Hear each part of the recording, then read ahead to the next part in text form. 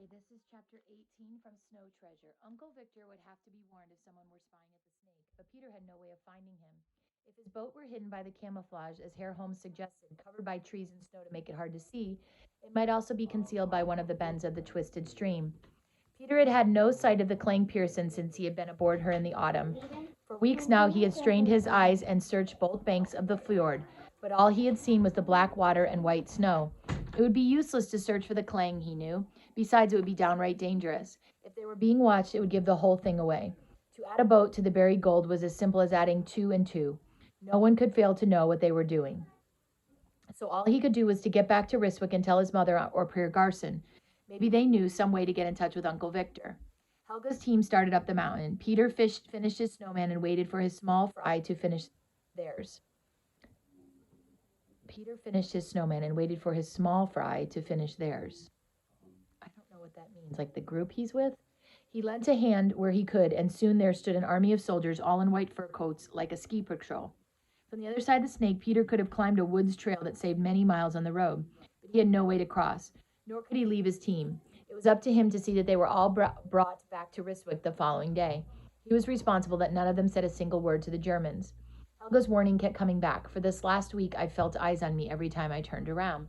For some time he had an uneasy feeling himself, only he wasn't going to admit it.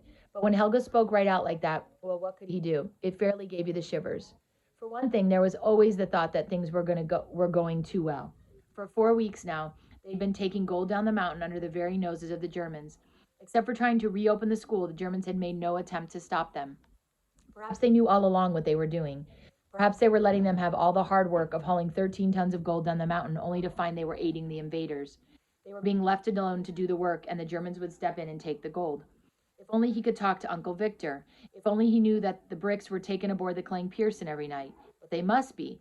For every time he returned to the snake, the snow soldiers were lying on the ground. Come on, everyone.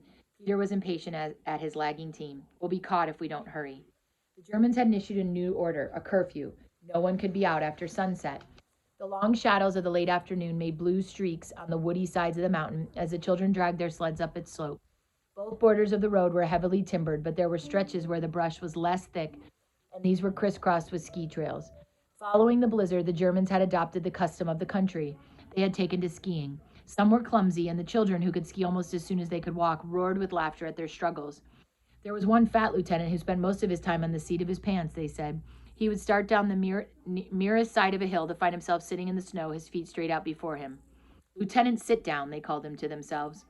But not all the Germans were as awkward as the big officer. A few could do a Christiana turn as gracefully as any Norwegian, though this was hotly debated by children and grown-ups.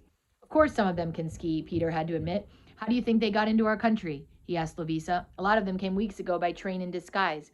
They brought their skis and pretended they'd come for the winter sports. Then they learned all about us and our defenses. They showed the way to the ones who came by parachutes and those who pretended to be sailors on the freight boats. Tonight they would have to run for it or be at the Holmes farm before sunset. Peter increased his pace and urged his team to hasten theirs. They were passing the place where Peter would have come out on the road if he could have crossed the fjord and taken the shortcut up the rocks. The trail went straight up for a time. When it reached a crest, it dipped down again to meet the road below. The wind had blown the dry snow off the branches of some of the pines. They looked black against the white of the forest. Out of the dark pines just ahead shot a German soldier on skis. And that is the end of chapter 18. And here is chapter 19. So that was what Helga heard and saw at the snake, the Nazi soldier. There could be no mistake. The trail he had taken could have come only from the snake. From where he was, Peter could not see the soldier's face, but the cut of the uniform was unmistakable, and against its gray were the markings of his service corps. So they'd been spied on after all.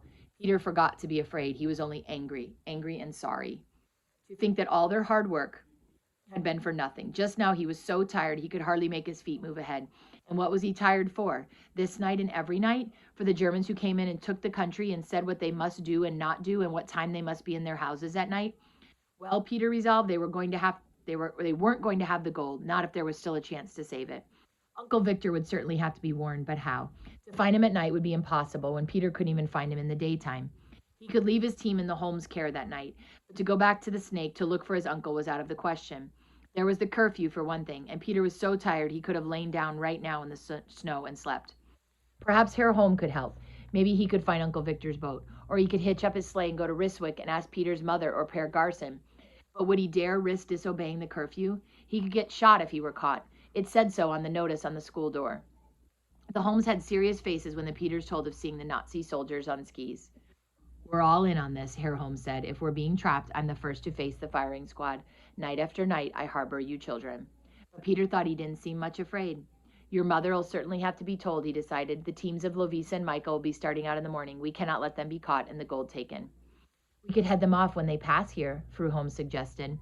But where could we hide the gold? It wouldn't be safe here, and there's no use having them haul it over that distance just to cart it back. No, I'll have to talk it over with Fru Lundstrom. I'll go tonight. Tonight? But you can't. There's the curfew, his wife spoke sharply. I must. There's no other way. Fru Lundstrom will know what to do. But you could be shot. They'll have to catch me first. A sheet for me, Mama, and off I go. Over his heavy outdoor clothes, he draped a sheet. It fell in folds from his shoulders to his feet. Now a towel for the head. Then he twisted into a turban. Now do you think they'll know me from the snow? They went outside with him while he strapped on his skis. Lucky they're down on the beach, not up here. If I'm fortunate, I won't meet any Germans. They could be in the woods, Papa. The good wife was anxious. Then I'll hide. He took up his ski poles. Well, I'm off to tell your mother about this spy. He addressed Peter. She'll surely know some way to get in touch with your uncle. The next morning when Peter awoke, he was alone in the barn. The others had gone long before, Fru Holm told him. We called them and sent them back to Ryswick as always. That far they could go without a leader. But why was I allowed to sleep? Peter wanted to know. Papa brought word from your mother you're to stay here until she comes. We did not call you because you seem so tired and she won't be here till the afternoon. Then Herr Holm got through all right? They'd have to be smart to catch that slippery Norseman, she boasted. He was at your mother's and back before midnight. Peter sighed in relief. So the Germans and their old curfew didn't mean much at all after all. But if you'd been caught, Peter shuddered. The penalty was posted on the school door. Why am I to wait for Mother? He asked. She's going to look for your Uncle Victor. You're to go along in case we need to get in touch with him again. Papa and your Mama and Per Garson thought it best for you to go. So he would have to go back to the Snake that very day and maybe face the commandant who wanted to make him a servant. Well, it didn't matter. Her home was safe and Uncle Victor would be warned. That was all that counted.